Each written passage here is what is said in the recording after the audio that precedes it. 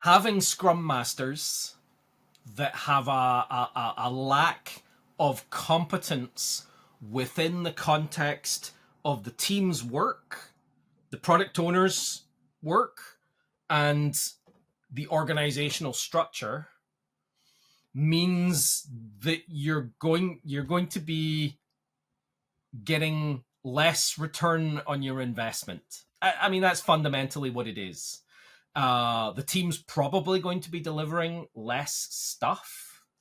It's probably going to be making fewer bets on new stuff. So you're probably going to spend less time on net new stuff.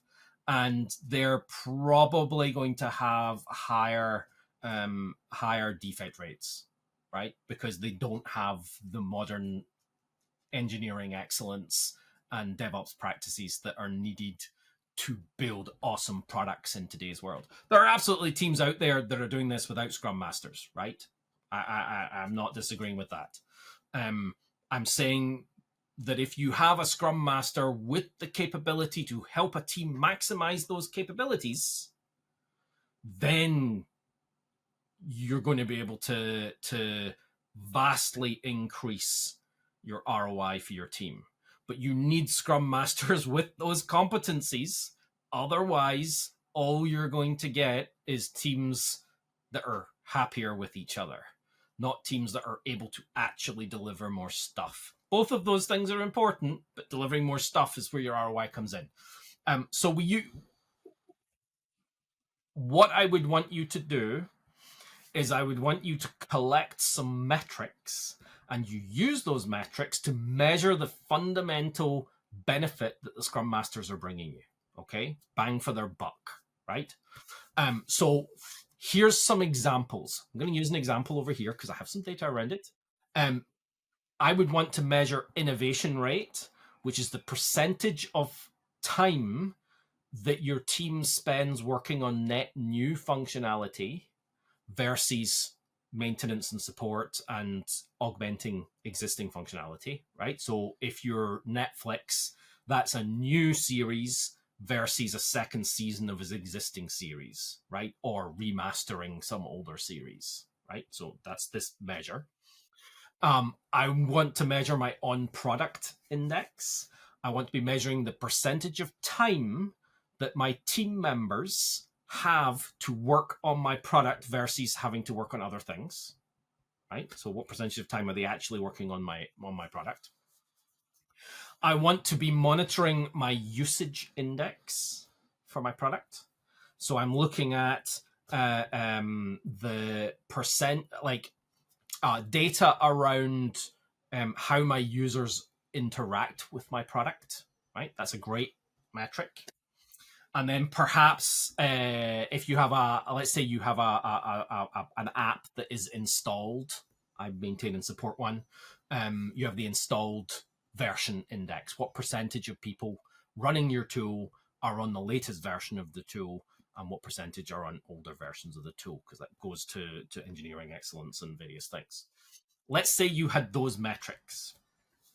I'm going to tell you the industry standard for each of those metrics. And we're going to base it on a for every dollar, and yeah, I'm using US dollar, pound, euro, whatever you want. For each dollar you spend on your product, what you lose by each of these metrics. So the innovation rate is about 29%. That's the average innovation rate. That's from the DORA metrics. So for every dollar that you spend on your product, you're getting about 29 cents of net new value, right? For opening up new markets, for adding new capabilities to your products, 29 cents. So you're 29 cents in the dollar, right? Right off the bat. Most teams spend about 80% of their time working on the product and 20% of their time doing other stuff for the organization. So that could be meetings, all hands, training, stuff, right? So that's about, I think that's about a day a week, isn't it? Something like that. Anyway, so now you're down to 23 cents on the dollar because you've lost 20%, right? What about usage index? What do you think the metrics show? The data that I've seen, some of it's from real customers. The happy metrics are from the Chaos Report from the Standish Group in Boston. And they found that only about 35% of the features that are built are actually used by your customers. Only about 35%.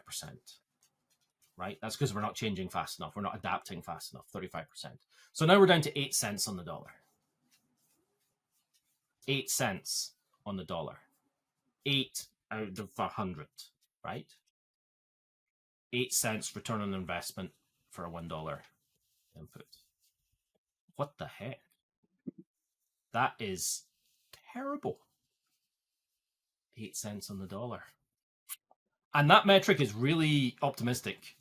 I did some work with a bank in the US who said that 35% usage index, that's crap. We know our customers way better than that. We understand they're using all of our features, or as much as, you know, we're 80%, right? So we said, why don't we add some telemetry onto your product and let's see. They had a cloud-based product, so it was easy-ish. So we added telemetry to the product. We gave it 3 months and we looked at the data, and it was about 8% of the features in the product were actually used by their customers. And that was over a year end. Luckily, we were just in the right time for that. So it was over a year end. So that was a really good picture. 8%. Not 35%, 8% of the features. So that wouldn't be 8 cents on the dollar. That would be a lot less. And then let's say installed version index. Let's say it's 70%. 70% of your users are on the latest version of your product. Now we're down to 6 cents on the dollar. Do you even know what your numbers look like? Just those metrics. Innovation rate, on product index, usage index, installed version index. It's only 4 metrics. Go collect them and then measure your progress over time. And if you hire Scrum Masters, they should be able to change those numbers. Your Scrum Masters should be accountable for the effectiveness of the team, and you can measure the effectiveness of the team within the context of a product by some of these metrics. These are not the only metrics. I just picked 4, right? Because I have some data around them. Pick some metrics that are product-based metrics, value-based metrics for you as a business, and expect those numbers to improve when you hire Scrum Masters. If they don't, you've got the wrong Scrum Masters.